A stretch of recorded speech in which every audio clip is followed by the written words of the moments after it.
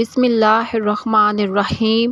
ناظرین، ماہ سفر کے ان 3 بابرکت دنوں کا خاص وظیفہ آپ کو بتانے لگی ہوں۔ ان 3 دنوں میں کسی بھی دن یہ وظیفہ پڑھ کر آپ جس چیز کی خواہش کریں گے وہ چیز خود چل کر آپ کے قدموں میں آئے گی۔ سفر کے ان بابرکت دنوں میں سب سے پہلے آپ نے اللہ کا شکر ادا کرنا ہے کہ اللہ پاک نے یہ بہت ہی مبارک دن، مبارک مہینہ ہم سب کی زندگی میں پھر سے نصیب فرمایا ہے۔ جیسا کہ آپ جانتے ہیں کہ سفر کے مہینے کی بہت زیادہ فضیلت اور برکت ہے، اور آپ ان دنوں میں جتنے بھی مصروف ہیں، آپ کی زندگی میں جتنے بھی کام ہیں، جتنی بھی آپ کی زندگی مصروف تر ہے، اس کے باوجود آپ نے یہ وظیفہ لازمی پڑھنا ہے۔ اس وظیفے میں اتنی طاقت ہے کہ آپ کی زندگی کی جو بھی پریشانیاں ہیں، دکھ ہیں، تکلیفیں ہیں، مسائل ہیں، وہ سارے کے سارے ختم ہو جائیں گے۔ جو وظیفہ آج میں آپ کو بتاؤں گی، اس میں انتظار تھا کہ کب سفر کا مہینہ آئے اور پہلے 3 دنوں کے اندر آپ یہ وظیفہ پڑھ کر اللہ سے ہاتھ اٹھا کر مانگیں، اور یہ وظیفہ دولت کے لیے، رزق کے لیے بہت ہی عظیم اور برکت والا ہے، بہت ہی طاقتور وظیفہ ہے۔ جیسا کہ آپ سب لوگ جانتے ہیں کہ اللہ پاک کے ہر صفاتی نام میں بہت زیادہ طاقت ہے۔ ویسے تو اللہ پاک کے بہت ہی زیادہ پیارے پیارے نام، صفاتی نام ہیں، لیکن آج کی اس ویڈیو میں جو نام، جو مبارک اسم اعظم میں آپ کو بتاؤں گی، آپ نے سفر کے پہلے ان مبارک دنوں میں اس وظیفے کو ضرور پڑھنا ہے۔ اس کے بعد دیکھنا اللہ پاک آپ کو اتنا نوازے گا، اتنا نوازے گا کہ آپ کروڑوں بھی مانگو گے تو اللہ پاک اپنے فضل و کرم سے آپ کو ضرور عطا فرمائے گا انشاءاللہ۔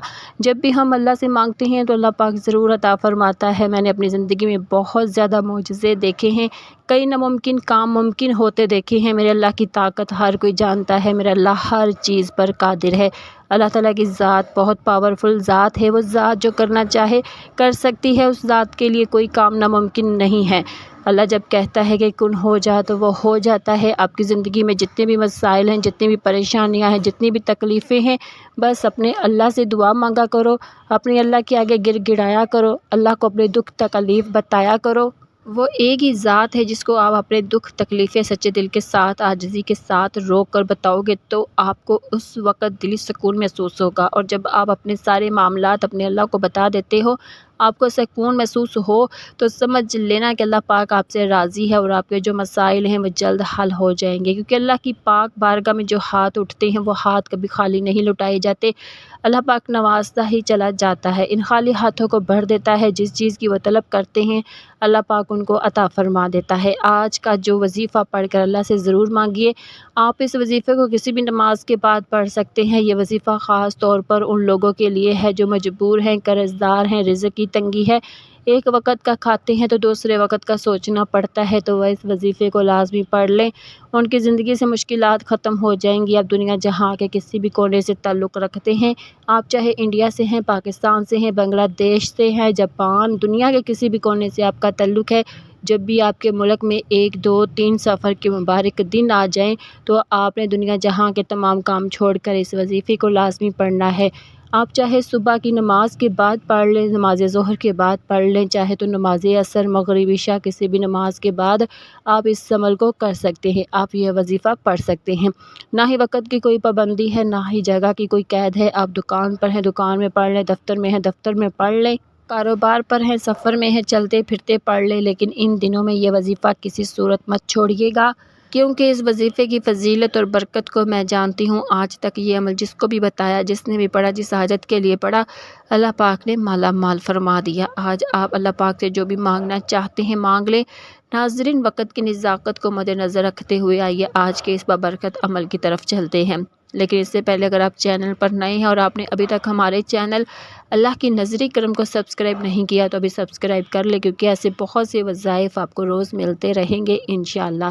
اب عمل کیا ہے؟ 1، 2، 3 سفر، اتوار، پیر، منگل، ان 3 دنوں میں آپ کسی بھی وقت، کسی بھی نماز کے بعد، جب جہاں جیسے وقت آپ کو مل جائے، باوضو مصلی پر بیٹھ کر یا چلتے پھرتے، آپ نے سب سے پہلے نبی کریم صلی اللہ علیہ وآلہ وسلم کی ذات مبارکہ پر درود پاک پڑھنا ہے۔ درود پاک آپ کوئی سا بھی پڑھ سکتے ہیں، آپ مختصر اور آسان سا درود صلی اللہ علیہ وآلہ وسلم پڑھ لیں۔ یا صلی اللہ علیہ محمد پڑھ لیں یا پھر نماز والا درود ابراہیمی پڑھ لیں تو سب سے بہتر ہے، کیونکہ درود ابراہیم کی فضیلت برکت سب سے زیادہ ہے۔ آپ کون سا درود پڑھنا چاہتے ہیں یہ آپ کی اپنی مرضی ہے۔ درود پاک کو آپ اپنے اچھے طریقے سے پڑھیں۔ نبی پاک صلی اللہ علیہ وسلم کے پاک فرمان کا مفہوم ہے کہ جو شخص مجھ پر ایک مرتبہ درود بھیجتا ہے اللہ تعالیٰ اس پر 10 رحمتیں نازل فرماتا ہے، اس کے 10 گناہ مٹا دیے جاتے ہیں اور اس کے 10 درجات بلند کر دیے جاتے ہیں۔ اس کے علاوہ درود شریف کثرت سے پڑھا جائے تو پریشانیوں سے نجات ملتی ہے۔ ناظرین ایک بار ثواب کی نیت سے میرے ساتھ بھی پڑھ لیں۔ بسم اللہ الرحمن الرحیم۔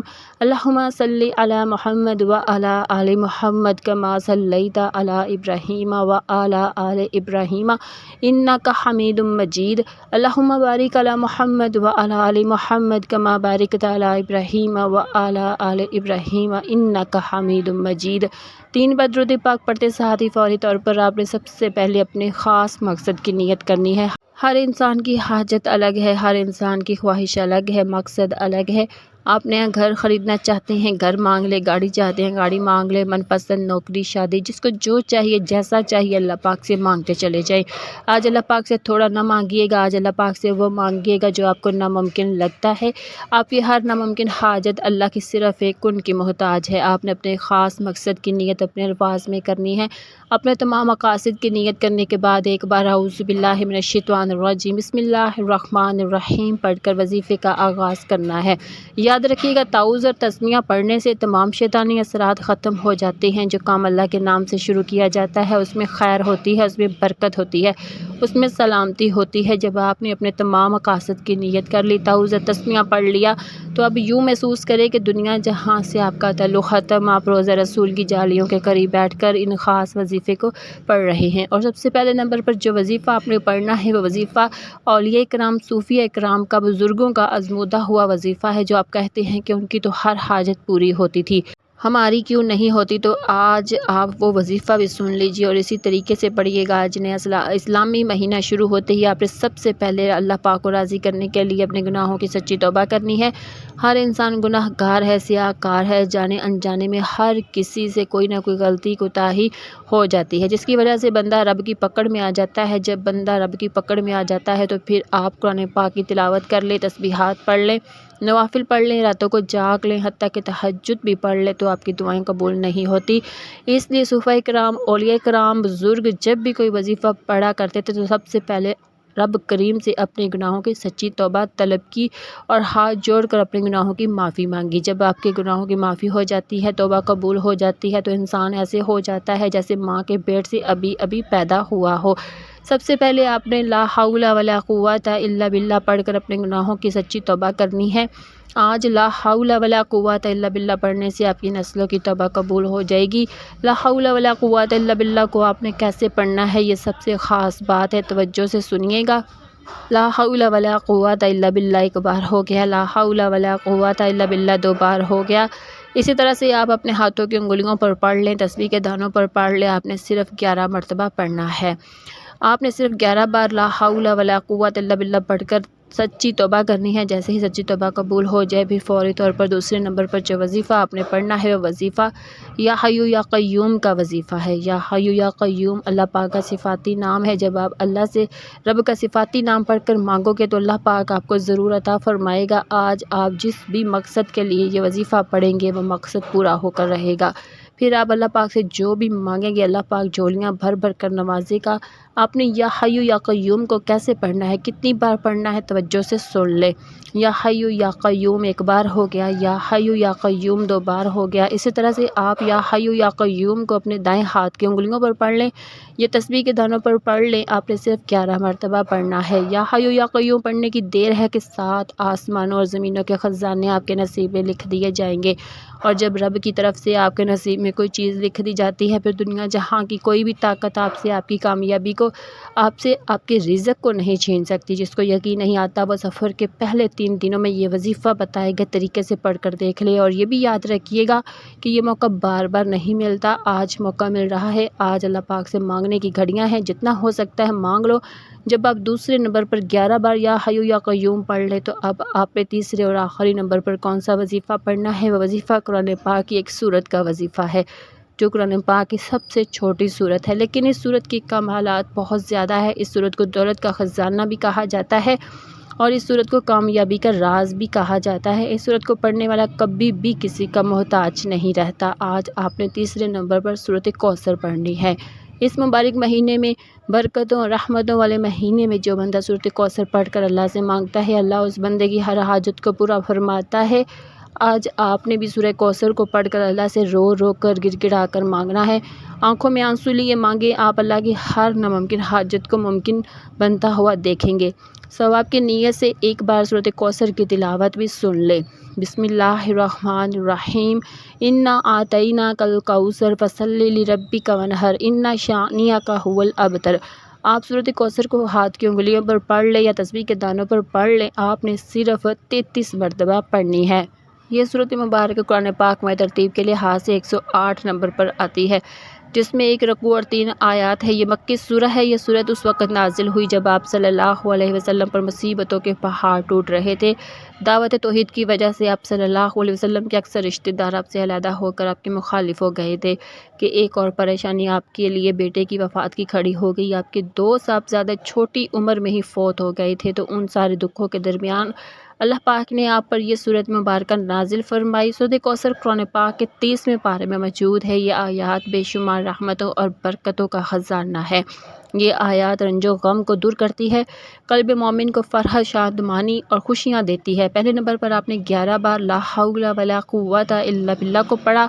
دوسرے نمبر پر آپ نے 11 بار یا حی یا قیوم کو پڑھا۔ تیسرے نمبر پر آپ نے 33 بار سورۃ کوثر پڑھنی ہے۔ جب آپ یہ تینوں اعمال بتائے گئے طریقے اور ترتیب سے پڑھ لیں تو پھر اس کے بعد آپ نے 3 بار درود پاک پڑھنا ہے، جو آپ نے عمل کے شروع میں پڑھا تھا۔ اب آپ کا عمل مکمل ہو گیا۔ یہ وظیفہ پڑھنے کے بعد اپنے اللہ کو اپنا سارا معاملہ بتائیں۔ ویسے تو اللہ پاک ہر بات سے واقف ہے، ہر بات سے باخبر ہے۔ وہ جانتا ہے کہ آپ کس مصیبت میں ہیں، کس پریشانی میں ہے۔ بس میرا اللہ آپ سے سننا چاہتا ہے کہ میرا بندہ کس طرح مجھ سے سوال کرتا ہے، کس طرح مجھ سے مانگتا ہے، کس طرح اپنی عاجزی سے مانگتا ہے۔ اللہ پاک وہ سب کچھ آپ کو عطا فرمائے گا جس چیز کی آپ کو طلب ہے۔ اللہ پاک بہت غفور و رحیم ہے، بہت بڑے خزانوں کا مالک ہے۔ اس کے خزانوں میں کسی چیز کی کمی نہیں۔ دنیا بنتی ہے، سب مٹ جاتی ہے، پھر نئی نسل آ جاتی ہے۔ پھر دنیا بنتی ہے، پھر مٹ جاتی ہے، لیکن ہمیشہ رہنے والی ذات صرف اللہ کی ذات ہے۔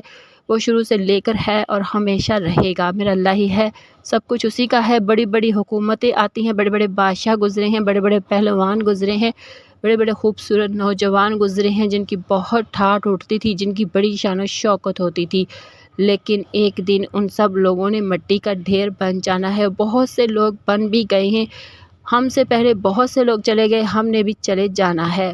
صرف رہ جانی ہے تو صرف اللہ کی ذات رہ جانی ہے۔ ناظرین، اپنے اللہ کو راضی کر لے۔ ایک ایک لمحہ ہمارے لیے بہت بڑی غنیمت ہے۔ جب سانسیں بند ہو جائیں گی، اعمال کا رجسٹر بند ہو جائے گا، تو اس وقت انسان کی ایک نیکی بھی کسی کام کی نہیں ہوگی۔ اس لیے یہ جو وقت ہے اس کو غنیمت جانو۔ ایک ایک لمحہ جو ہے اس کی غنیمت جانو۔ اپنے اللہ سے رو رو کر گڑ گڑا کر دعا کرو، استغفار کرو، ہر نعمت پر اللہ کا شکر ادا کرو، اپنے اللہ کو راضی کر لو۔